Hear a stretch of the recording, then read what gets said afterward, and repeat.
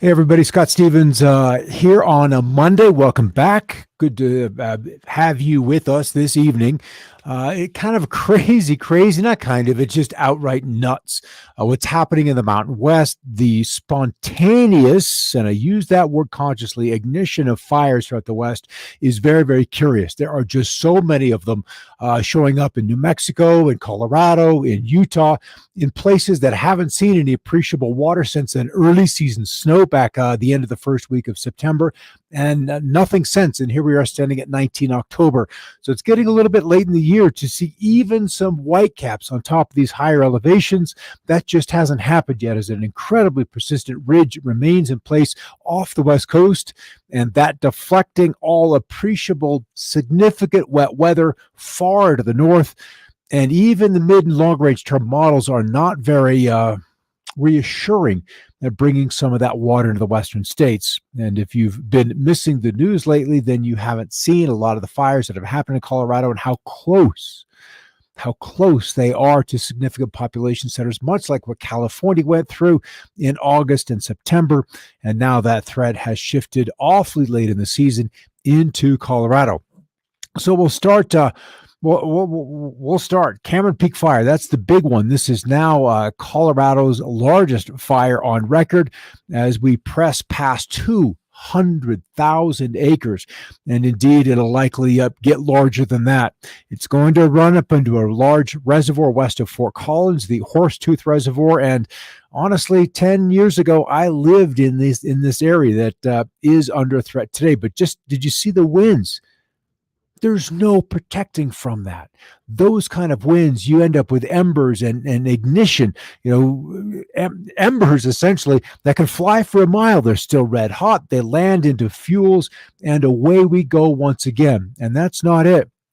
A 7.5 magnitude earthquake prompted a tsunami warning for the Aleutian Islands, and that tsunami warning, it covers from King Cove through Kodiak Island on up to the Kenai Peninsula, Homer, Alaska. Been there, beautiful. The number of bald eagles you will see will just blow your mind. But it is gorgeous, majestic country, and they're watching for that. We're watching the buoys at Sandpoint, Alaska, now seeing the wave associated with the incoming tsunami.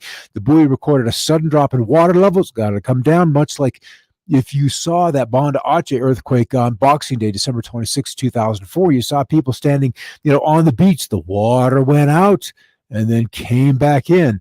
That's what happens when a buoy records a water level drop. So we'll likely be seeing the tsunami event unfolding across the Pacific Basin as we move through the evening hours. Just felt a fantastic wave, no clue of origin or anything else. These things are sensible in the ethers prior to their occurring. If you're familiar with the Princeton egg, where a large unifying event comes, then we all kind of come into this resonance prior to that unifying event manifesting. And bigger ones are afoot. I can guarantee that. It could just be a local effect, not indicative of the tsunami, but Dart Buoy 46403 showed a significant change in water column height. Again, something showing up there and in that particular wave. And then here's another example of what we call horizontal vorticity rolls at the edge of a smoke column. And notice, it's October. We haven't had rain in a month plus in Colorado, and we're seeing just the columns of smoke rotating as the wind carries that smoke out off to the east. So a lot of crappy air quality, to put it in not too scientific terms. Iowa, Polk City, 9 inches of snow. Guthrie Center, 7 inches. Grimes, 6 inches. Johnston, 5.5 inches. Adele, 5 inches. And Iki, I'm not going to say it that way, 8 inches. I haven't heard that pronounced before, but that's just a good enough guess. So we're looking at 5 to 10 inches worth of snow over some of those heavier snow bands. And then this is the alert. So at some point between hours 4 and 5, we'll see that tsunami wave roll along the California coast somewhat earlier, along the Pacific Northwest. And undoubtedly, these red buoys that are some distance from shore, 100, 200 miles out, will give us a speed of light transmission of what is happening out there, and that will give the emergency management centers a little bit of a heads up as to how big a wave to anticipate impacting the West Coast, Pacific Northwest, and then eventually Hawaii between the 5th and 6th hour. That wave will then head off to the eastern or the western side of the Pacific Basin through Japan at hours 6 to 9, and then Papua New Guinea, those locations from hours 9 to 12, and eventually the east coast of Australia and then New Zealand between hours 12 and 15. So we'll get a better guesstimate on just how large a wave this will be when this hits the west coast of the U.S., and then we can propagate that and model that as it moves out from that point source in the Aleutian Islands to the remainder of the Pacific Basin. Beautiful colors. Turkeys outside in Minnesota with the snow beginning to fall. Nice colors. And I believe this is Massachusetts. Yeah, Mass weather. Kind of amazed that the colors are no farther along than that. But it's been a relatively mild fall thus far. Cooler weather will arrive, but not in the immediate future. And it's always healthy to see these trees get converted before this kind of cold shows up. Snow squall rolling through Urbandale, Iowa this afternoon. This was actually 5 hours ago.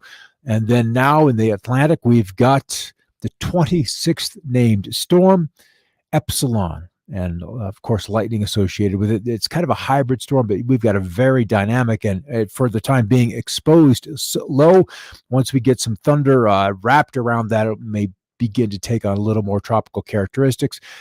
Yeah, I may hit Eric a little bit later on tomorrow, but we can see the progression of 30 years of warmth in the ocean. This warming ultimately will result in more vapor in the atmosphere. More vapor in the atmosphere leads to more cloud cover, and eventually more rainfall, more greening, and we just continue this water cycle. You can't break it. We can try to play with it with geoengineering, but nonetheless, we will ultimately see a nice greening of the planet from this warming. All right, despite temperatures gradually falling to the record-setting levels, forecasters continue to say dry weather and increased winds will bring dangerous fire conditions back into the western state. But it's out here where we're seeing the ignition of the fires in the Four Corners area.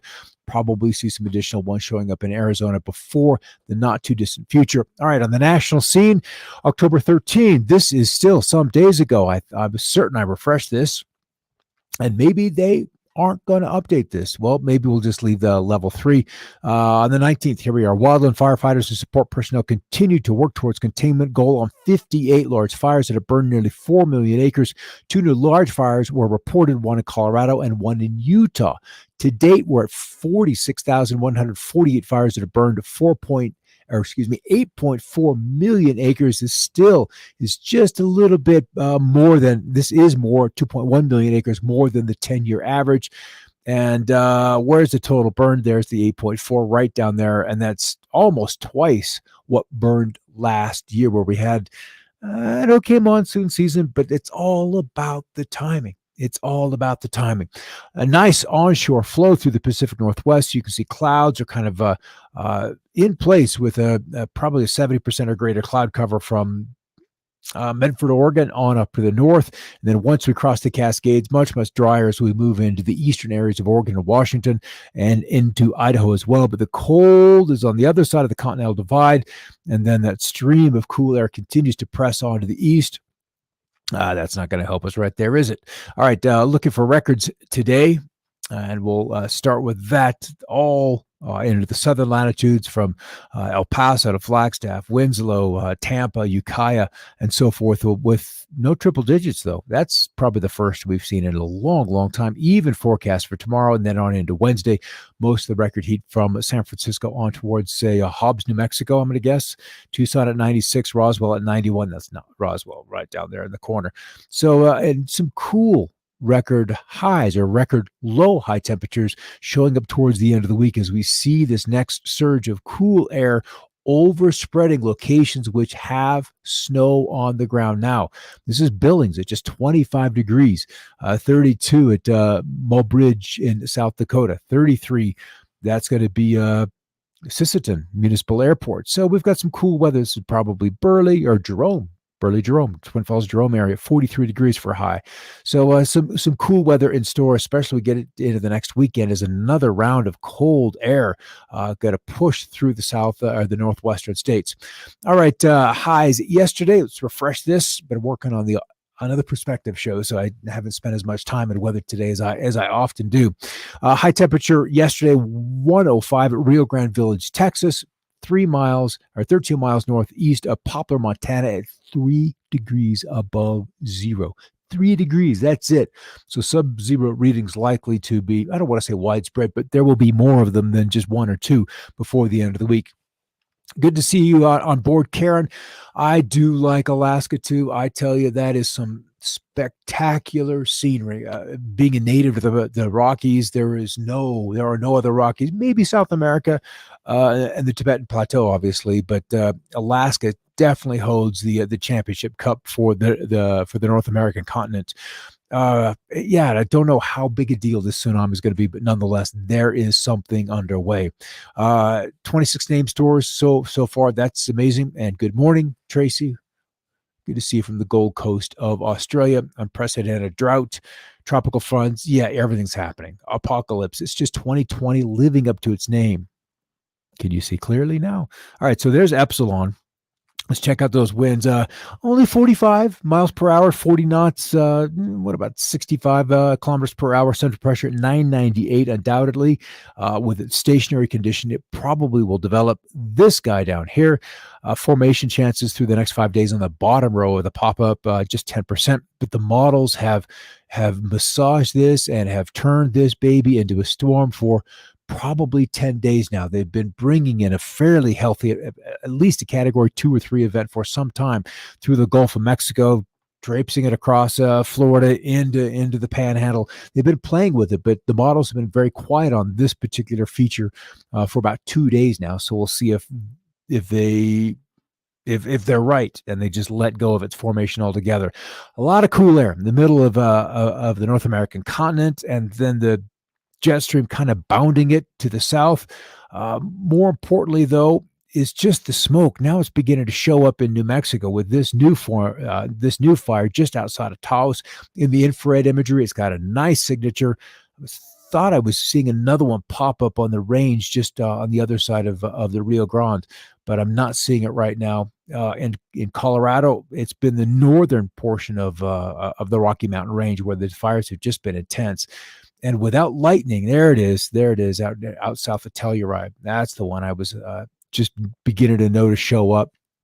So there's no lightning as a source for these guys. So I'm kind of curious as to what the triggers are, because it isn't something natural. They have to be man-made fires by accident or by intention.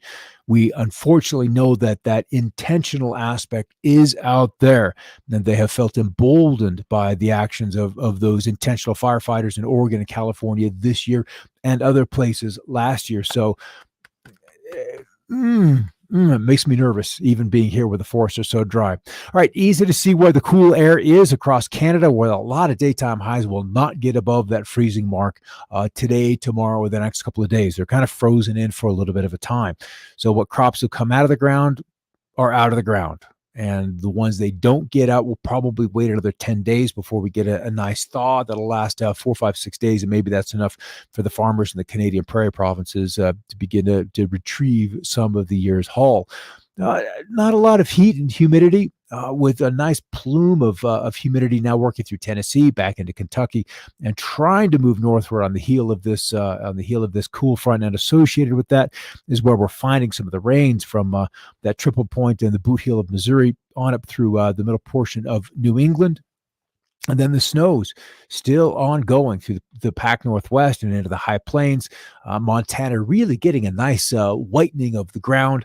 And then the New England states had their chance at some snow at the higher elevations, but we've turned a little bit warmer. So right now, at least for now, it is all rain.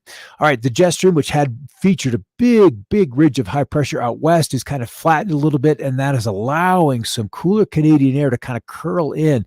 And that's, generate some kinks. This one forecast for Thursday morning across the northern Rockies, and then that's kind of minors out, meaning it goes from a sharp trough, just a nice trough, to a little more of a broad trough, and that doesn't really allow for a lot of development. But that doesn't mean there won't be some rain or snow with it. It just isn't a bombing out storm where it really turns into a big beast. And then another wave drops out of Canada towards this coming weekend, and then another to follow out. What we really need is one of these curls to just kind of set up and disconnect itself from the jet stream, and then allow for a bunch of snow to fall over the Rockies. But I just really, oh, look at that, back. Oh, maybe we'll catch that here. All right, we'll run this to the total precipitation over the week. The southwest and the western states on the dry side, maybe a little precip in Colorado. Maybe it's enough to assist the firefighters, but probably not lots. I'll go here to precip type. And then what I'm going to want to watch out for is, let's see, we don't have anything. I'm kind of looking at the Gulf here to see if that area of interest develops, and it really doesn't. So that's just fine. We've got enough. 26 storms is enough. That's enough for the year. We can call a cut on this particular storm and just call it the end. But what I see here is a nice big snow shield towards the end of the week, with ice in between, and then precipitation, just rainfall liquid to the south of that. That begins to come out of Canada, and this is all strong north winds driving the cold air. And you could just draw a front right here with these lines, pinch off, boom. That's what you do. The first semester meteorology school is learn on the pressure maps where to draw the fronts. And then the high pressure builds in, and then another round of snow comes on through. So maybe for the folks in Colorado, sometime this weekend, we end up with a little bit of a precip in the mountains. But through the next 6 to 10 days, the bulk of the country with at or below normal temperatures versus the heat that's been in place throughout most of this summer season with above normal precip. That's the good side. All right, come over here. Casey saw a massive particulate layer coming back from California and, circulating back around that low. It is what it is right now. All right, glad to see you back from vacation, Casey. Got to get ready. I've got a show on food. There's so many parts to this food story that are moving. And I did want to, I believe it was episode what was it? Food back over here. Let me look at my library. Like it was like 23, episode 23, where we talked about food. Episode 24 and 23, because it's just that important with what's coming. And we'll update a little bit of that and kind of break down the potentials, and then what we can recover from and what might be more difficult to recover from. All right. I'll see you in 40 minutes, and we'll talk eats. It's just that important as we wrap up the harvest season stateside, and then look to see which locations in the southern hemisphere are doing well as we come on into springtime, to see if they can make up for whatever failures may arise from the harvest in North America, Europe, and Asia. All right, I'll catch you then, and have a great time. In the meanwhile, enjoy dinner, and